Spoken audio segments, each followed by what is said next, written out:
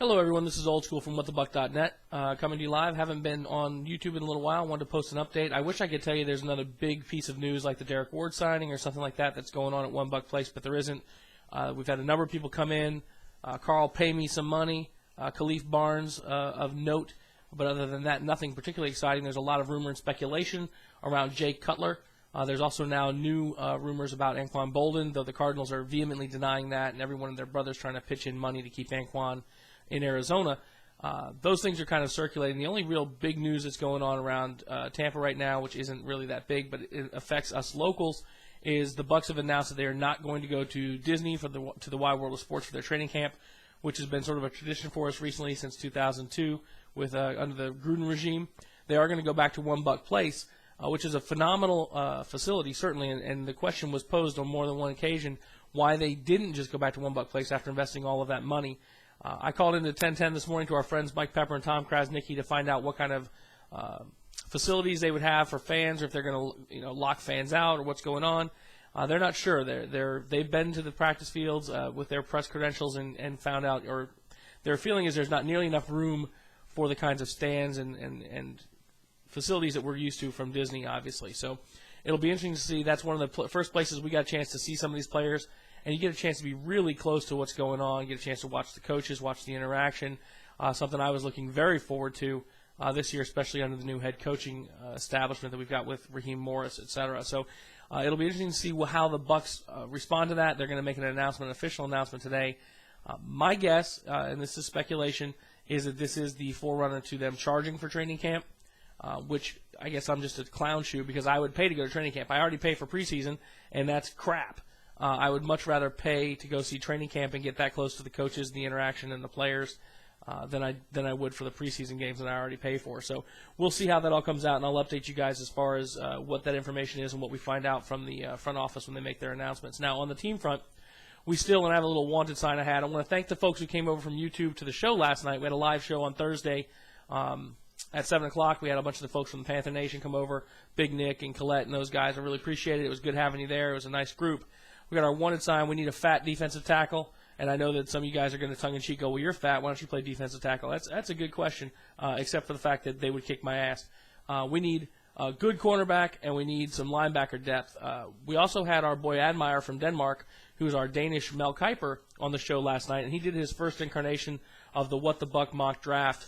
And when you look at his mock draft, there aren't a whole lot of surprises, really, compared to the conventional wisdom, though he did put this together himself and has been doing a great job. We're going to publish it probably this weekend. He has the Bucs going for a cornerback with the 19 pick, and it's Vontae Davis. We've got some videos of that up on the website as well. This guy's got a lot of talent, a lot of skill. He's a cornerback that's more in the Aqib Talib model than some of our previous cornerbacks. Obviously, we're still going to have a cover 2 set that we run a fair amount of the time, but those cornerbacks are going to be left on an island if Jim Bates runs the defense he normally runs a lot more often than they have been in the past. So we need a far better, I hate to use the phrase lockdown corner because it's kind of become trite, but we need corners that are extremely capable, man up, to take out that wide receiver, and also who can be solid in run stopping. And Vontae has shown that in the tape, and he certainly should be available when we pick at 19. We don't think he's a stretch. We think he's good value for the pick at that point. If you're wondering about some of the other big names you may have heard, like Beanie Wells and Ray Maluga and these other guys, those guys are predicted to go before we pick and subsequently will not be available for us to go after at that 19 spot. Obviously, mock drafts are only as good as the first trade, so we'll see how things work out, and we'll continue to update that as we get through the offseason.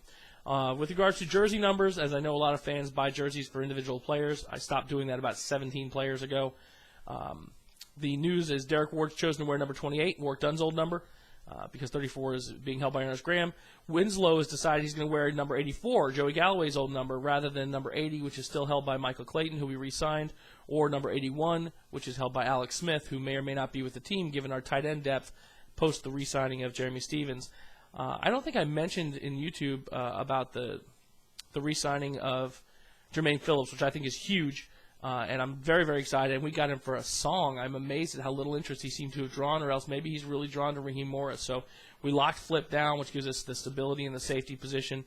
And we got Jeremy Stevens back, who I happen to like physically as a player, though I'm very confused by our tight end depth. We seem to have at least one too many tight ends for what we're doing. And most of them are pass-catching tight ends. Jeremy Stevens, Kellen Winslow, and Alex Smith. None of those are particularly good blockers. John Gilmore, an excellent blocker and a serviceable tight end. More of the Anthony Beck role. Anthony Beck, by the way, was cut recently by St. Louis. But with goal line packages, I'm not sure what the new regime has in store for us there. Other jersey information, Mike Nugent, the new kicker, who's going to hopefully provide some competition for Matt Bryant in training camp, is going to wear number 5. He was normally going to wear number 1, but Paris Warren, who is a fan favorite, who's coming back to camp again this year, hopefully to recapture what he had 2 years ago, is going to rock the number 1 jersey that he had. Last but not least, Nico Kudavidis, I still can't pronounce this guy's name. I feel like such a tool. Is going to use number 53, which is Shelton Quarles' old number. So that's sort of the update. Not that the number's that interesting, but at least you'll be able to pick these guys out when they're out in the OTAs and the training camps and those sorts of things. So as soon as we get more information, I'll make sure to get it posted up here. I appreciate you guys tuning into the YouTube channel. Hopefully you can rate it up. If there's stuff I'm not doing right, stuff I need to improve on, let me know in the comments or hit me on a personal message. Otherwise, we'll see you next Thursday at whatthebuck.net for our live show. Come on over. It's a lot of fun. We have live chat. We interact, and we don't just talk about Bucs stuff. We definitely do talk about the NFC South and impact in football in general. So come check us out. Thanks a lot.